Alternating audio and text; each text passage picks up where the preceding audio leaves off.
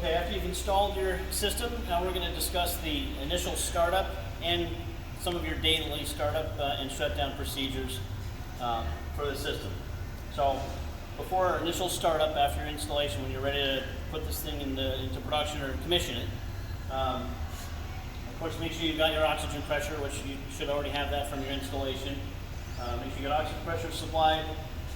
Make sure your power is activated or supplied from your mains panel, and you've got power to the system. Make sure that your ozone gas lines are all connected to the process where they need to go. The field connections that you've tied your field connections in are for your outputs. These give you your signals back to your control panel as needed. All these inputs, make sure those are tied in.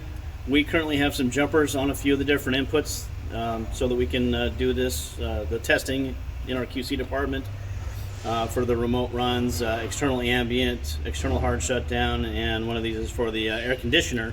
We currently have the air conditioner. Normally it'll be running. We have it off right now because it's noisy. We just need the sound so that you can hear me talk. So there's your field connections. When you want to validate your field connections, you're going to come to your HMI screen, and you're going to go to the alarm list page. Alarm list is going to give you a red and green lamp for each of the different inputs and alarms that the system is monitoring. A red indicator indicates that input is off, and that may prevent the system from starting. Majority of these would stop the system from starting if they're not cleared. Right now you can see that all these global alarms are all cleared. Some of these we have jumpered out. Some of them are actually cleared. For example, if I want to hit the e-stop, you can confirm that your e-stop is functional. That would indicate the system is in e-stop mode and it will not start. The gas pressure and gas flow are currently red because we don't have the system on in purge mode. The various other indicators, ozone generator faulted, load fault, failed to purge. These are all related to monitored systems of each inverter. These are specific to each inverter. These are global, so these up here will relate to either ozone generator. Okay. A little bit about these remote runs. The remote run number 1 is currently green. That is jumpered out. This is going to be a discrete physical input from your system if you want to run it in auto mode. We'll talk about that a little bit later. That's an actual physical input that you would wire in to turn the system on and off or start and stop ozone production. If you decide to run the system with a Modbus communication, you can run it over an Ethernet. This is Modbus TCP.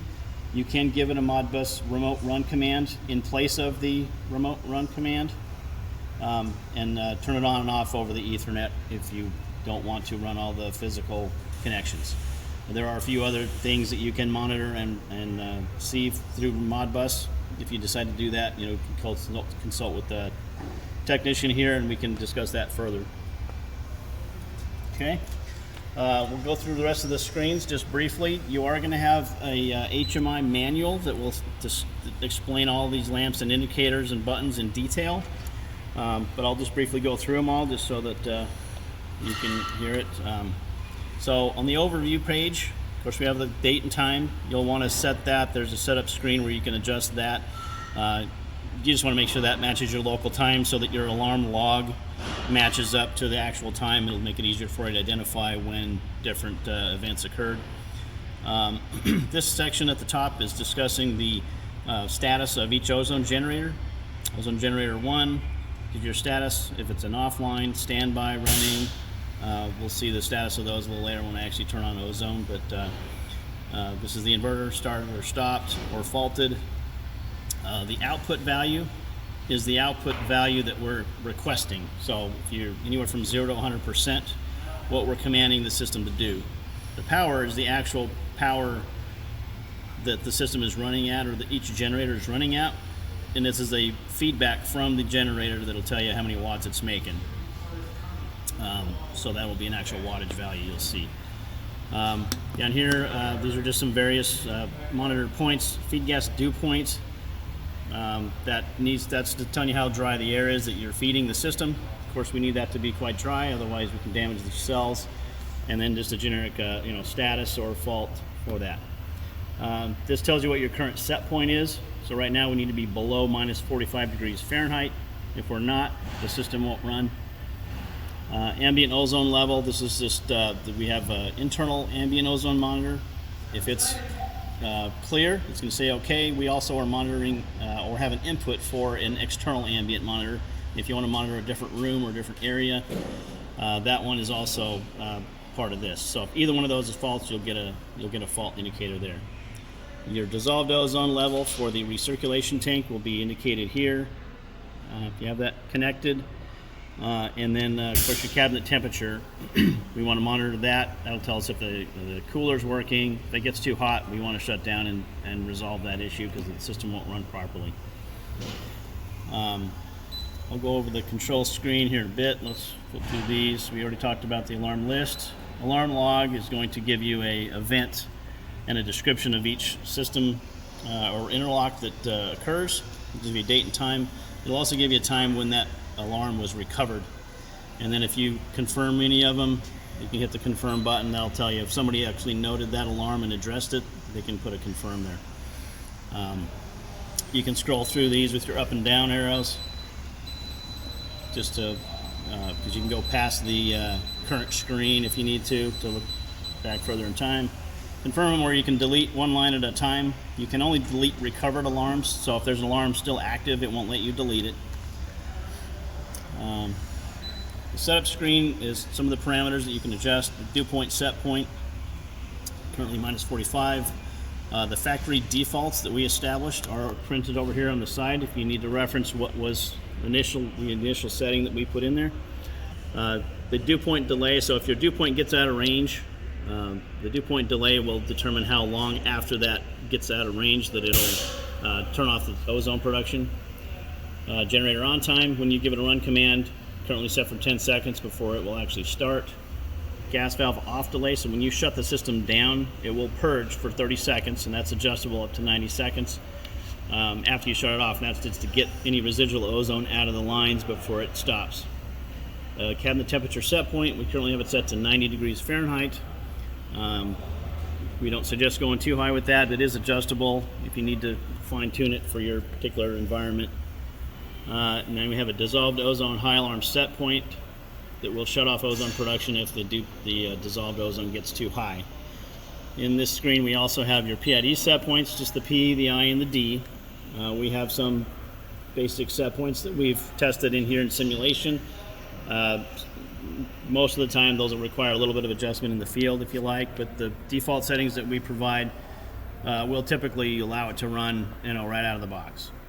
The back button.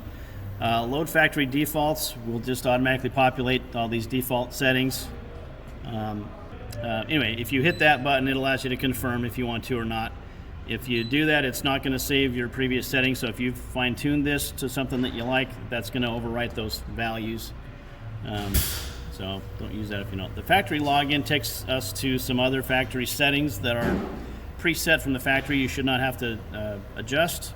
If you do think you need to adjust those, or if we are giving you support over the phone and we determine that you need to edit any of those, we will give you that login, but it's secured just to prevent anybody from causing adverse operation of the system and allow it not to work. All right. Let's see, setup information, just as our company information, contact if you need to get a hold of us. We're back to the setup real quick. And from here, there is also a set time. If you need to adjust the time, so make sure your alarm log is accurate, you can open up that. It's best if you enter each value, even if you're only updating the hour or the day. It's best if you enter all 5 of these values. Hit the save button and then close it. You also have a trend screen. It's just the first one here is a 3-minute trend screen just for aid in tuning your PID loop. It's going to be a short term. if you're trying to make some adjustments to your PID. You can also switch over to a 24-hour screen, which will give you a 24-hour full scale, so you can see what it's done over the 24 hours. You may or may not have the same data going into your main control system that would give you that information on your own customized trend screens, but if you need it, we have it here as well. Alright, so we're going to do the control screen. First thing you're going to do, and this will be part of your daily startup if you need to, when you first energize the two inverters, you can turn them off independently or on. When you power them up, it energizes the unit, and it also starts the purge sequence. So I'm going to turn those both on. After a short start delay, that's going to energize those. Now, in your initial commissioning, I'm going to go ahead and open the door after I've powered those up. Once you've energized power, that's going to energize the inverters. They're going to power up. You can see they've got a green light indicating that they've got power. They're not making ozone at this point, they're just energized. Energizing the power also starts your gas flow. So both of your generators, they have an electronic regulator that electronically adjusts the pressure to, and if you adjust flow, it maintains the 15 psi target pressure. So you can see that on both of these pressure switches. There's also a pressure regulator behind here. This is the regulator, and it also has a value, and they should generally match within a few tenths of a psi. This is measuring in psi, so 15 psi is our target. Then we have our gas flow. Gas flow is adjusted with the ozone flow control. 15 CFH indicated is our default. That's the rating of the inverters. If for some reason you need to adjust that, you do that with this control knob here. Clockwise, turn the flow down. Counterclockwise, of course, turn it up. You'll need to note what your limitations are of your oxygen system. Make sure that it'll provide the amount of gas flow you're targeting. When you are going to try to operate the system with the door open, it does have a door safety switch. I'll go ahead and demonstrate it. So that position, the door shut, everything would be on. When you open the door to that position, if you need to work inside the cabinet when you're making ozone, you have to pull that switch out. Okay? Now that you have your oxygen adjusted to where you need it, you can actually start ozone. You are going to want to make sure that your injector pumps, also before you start gas flow, you're going to want your injector pumps running, however your system's configured for that. Generally, you might have it tied in if you're using the remote run. You're going to have this start or power up when you start up your pumps. So, assuming your ozone injection pumps are running, everything else is in place, your gas flow is good. When you're ready to start ozone production, you're going to select whether you want hand mode or auto on your control mode for each generator. Hand mode will just start immediately. It does not require the remote run signal. If you switch it to auto mode, it's going to wait for you to give it a remote run command, either via the hardwired interface or via Modbus. It's going to not start until you give it a remote run command. Well, I can run it in auto because I've got it jumpered out, but after the start delay, it's going to actually start ozone production. You also need to determine what output mode you want to use. The output mode determines what output percent the generator is going to run at. If I have it in local mode, which it is now, then it utilizes the set point in this field. Right now it's set for 10%. If I want to adjust that up, I push it. I can set it to any percentage I want. If I want to set it just to 25%, I can do that, and it will run at a fixed output if you have it in local mode at that value, whatever these are. If I want to use the PID mode, the internal PID, I would put a set point for my dissolved ozone. Say I want to use 0.3 ppm for my set point. I could change this to PID mode. Now the system's going to ramp up and down automatically to try to maintain a 0.3 ppm dissolved ozone. Remote mode would then allow you to take a 4 to 20 signal from your main control panel, and the generator would ramp up and down and mirror your 4 to 20 signal coming from your control panel. If you're in that mode, you also have the option to run it in with the discrete input, hardwired input, or if I push this button, now it's going to take a Modbus value to ramp it up and down. So if you're using hardwired, leave it in discrete. So for now, put in local. Also on this screen, you've got an ambient ozone reset. Any ambient ozone alarm is going to latch. That's a safety feature. So if that's triggered, before the system will turn back on, you'll have to clear that ambient alarm, and then you'll also have to reset it from this panel. This will be red if the ambient alarm goes off. If for some reason you lose gas flow while it's running, or you try to power this on and there's no gas pressure or inadequate gas pressure, you'll get what's called a failed to purge alarm. That's going to trigger this. You're going to have to correct your low gas pressure situation or gas flow situation, and then you have to reset it with this button here. When we are making ozone, I'll go ahead and start up the generators, and we'll open the door and take a look and see how they respond to that.